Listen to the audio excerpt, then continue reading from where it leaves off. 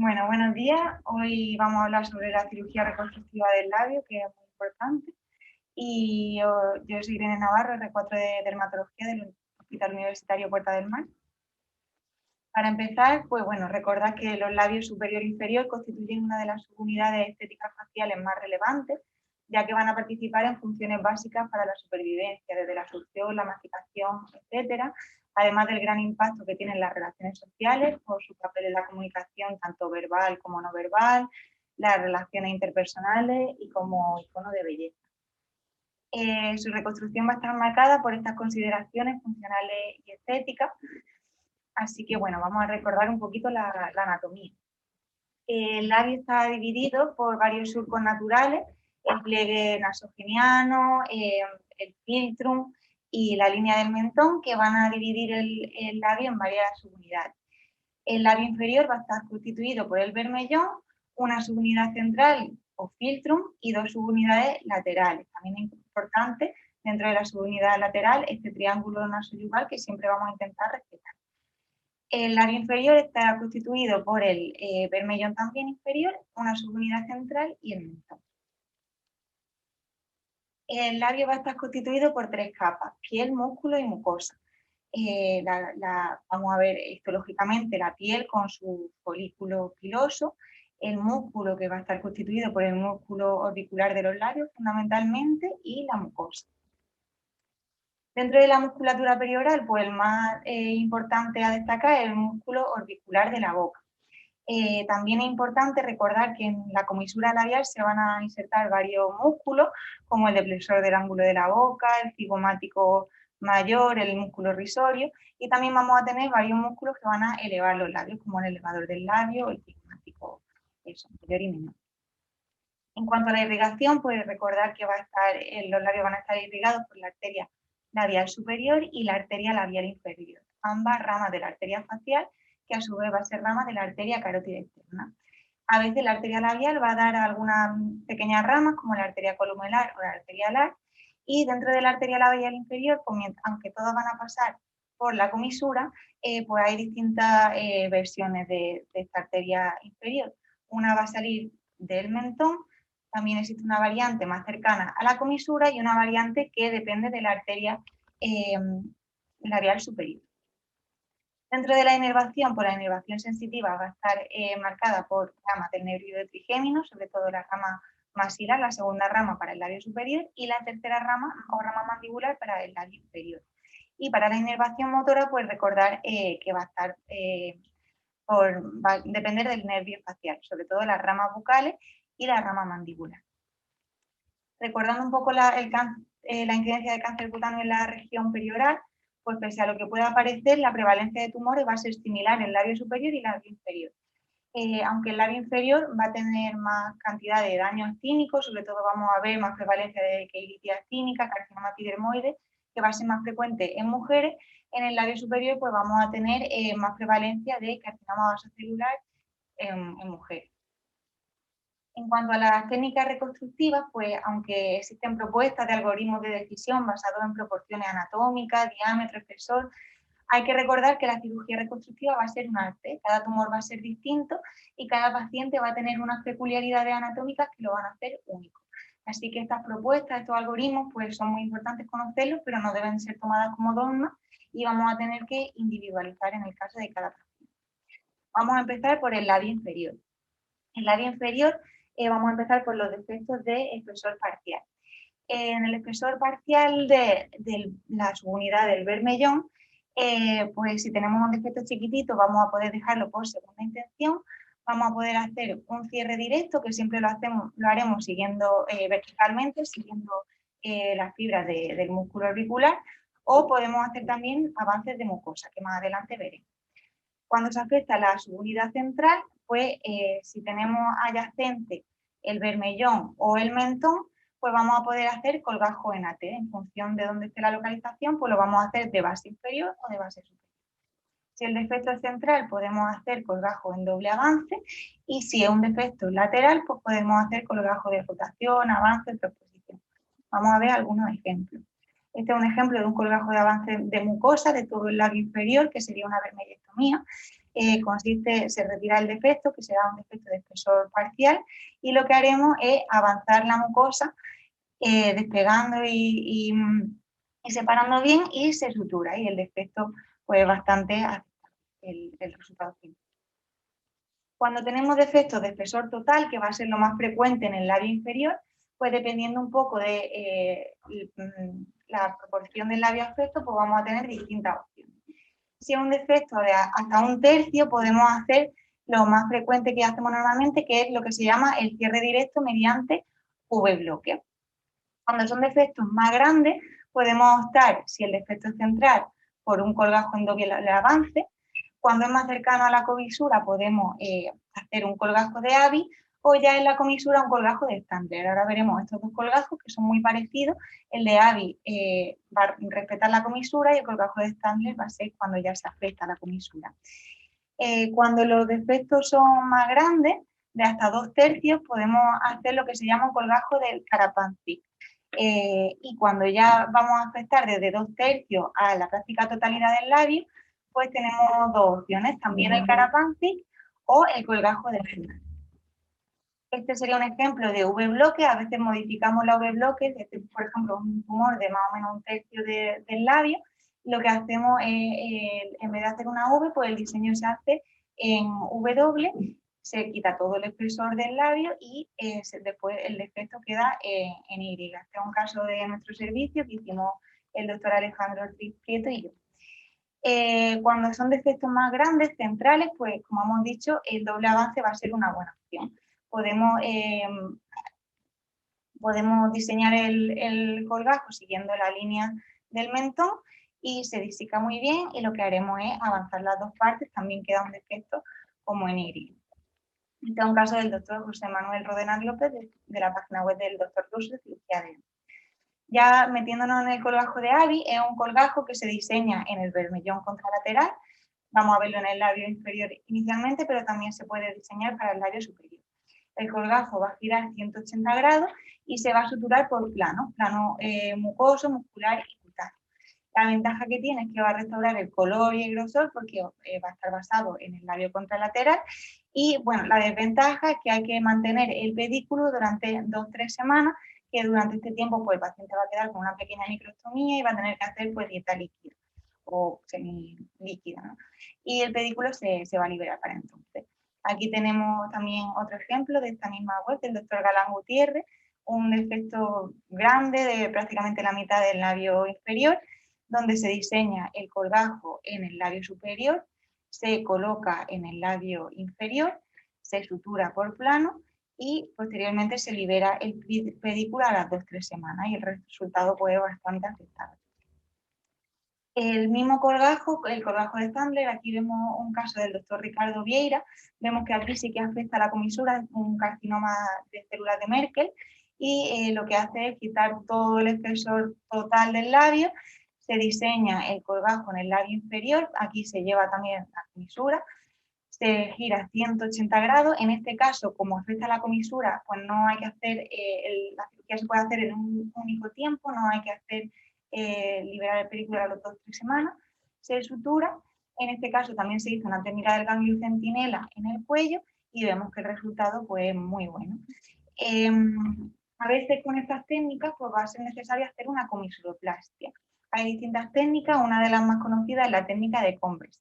Lo que se hace es que se estirpa un ángulo de piel donde queremos que vaya nuestra nueva comisura, se suturan las fibras del músculo orbicular que van a recrear este ángulo, y pues el bermellón se reconstruye o bien con el labio superior. Normalmente se toma la parte yuxtacomisural del labio inferior, y para el labio inferior pues muchas veces lo que se hace es avanzar la mucosa del propio labio inferior. El colgajo de Karapanzig, que es un colgajo para defectos grandes, es bueno porque se basa en el pedículo de la arteria labial y va a tener una buena irrigación. Lo que hacemos con la incisión es que conforme nos vamos acercando al defecto, vamos a hacer una incisión de espesor total en los primeros 2 centímetros aproximadamente, y posteriormente nos vamos a ir yendo más superficiales, conservando ya la mucosa de la mejilla. Vamos a intentar siempre al diseñarlo mantener la distancia a la comisura labial para que no quede una simetría de las comisuras. Aquí tenemos un ejemplo del doctor Mario Linares Barrio, un carcinoma epidermoide del labio que se reseca totalmente y posteriormente, pues respetando a una distancia prudente de la comisura labial, pues se avanzan estos dos colgajos. Esto puede hacerse bilateral o unilateral en función del defecto y vemos que el resultado es muy bueno. El colgajo de Bernard también lo usamos para defectos grandes. Se basa, bueno, esto es una modificación del colgajo de Bernard de Webster, que es el más utilizado. Se basa en avance de pedículos. Se diseñan 4 triángulos de descarga, 2 que van a ser nasogenianos y 2 que van a ser mentonianos. Se avanzan los pedículos y se sutura, y posteriormente, si queda un defecto de mucosa del bermellón, pues se puede reconstruir con colgajos de mucosa avanzando la mucosa. Aquí vemos también un ejemplo del doctor Ricardo Suárez Fernández, un tumor que afecta a por lo menos 2/3 del labio inferior. Se diseña el colgajo con sus 4 triángulos de descarga, se quita el defecto, se diseñan los triángulos y se va disecando por plano, y vemos que los pedículos pues avanzan bastante gracias a estos triángulos. Posteriormente se sutura por plano mucoso, muscular y cutáneo, y vemos que el defecto es muy bueno. Y luego pues el bermellón se puede, en segundo tiempo, pues hacer con colgajos de mucosa y demás. Pasamos ya a la reconstrucción del labio superior. Para defectos primero de espesor, bueno, primero comentar que el labio superior pues va a tener varias peculiaridades frente a los diseños de espesor total del labio inferior, que va a ser pues más homogéneo. Pues el labio superior hay que tener en cuenta que existen varios surcos, varios volúmenes distintos que vamos a intentar, siempre que sea posible, conservar para que la reconstrucción sea correcta. Para los defectos de bermellón, podemos dejar, al igual que en el labio inferior, la segunda intención es un defecto pequeño o un cierre directo, que también lo haremos en sentido vertical, o colgajo de avance de mucosa. Si solamente se afecta el filtrum, pues también van a ser buenas opciones la segunda intención, o a veces pequeños injertos de piel total. Y ya los colgajos más complejos pues van a ser cuando afecta a la subunidad lateral, defectos de 1 o 2 centímetros. Más de 1 o 2 centímetros normalmente ya nos iremos a defectos de espesor total. Dentro de estos colgajos, si es la porción central de esta subunidad lateral, pues tenemos varias opciones: colgajos de rotación superior, colgajo de transposición, que es un colgajo labial del labio inferior, o también la isla de pedículo subcutáneo va a ser muy buena opción. Cuando estamos cercanos al filtrum, tenemos también varias opciones. También podemos hacer lo que se llama el colgajo en avance perialar en semiluna o colgajo de Webster, que se va a ir por perialar y va a ser un avance cercano al filtrum. También podemos optar por estos colgajos de rotación superior. Si es justo muy cercano al surco nasogeniano, podemos optar por un cierre directo que se va a disimular con la propia línea del pliegue. Y cuando estamos cercanos al bermellón, pues podemos optar por colgajo en AT siguiendo la línea del bermellón.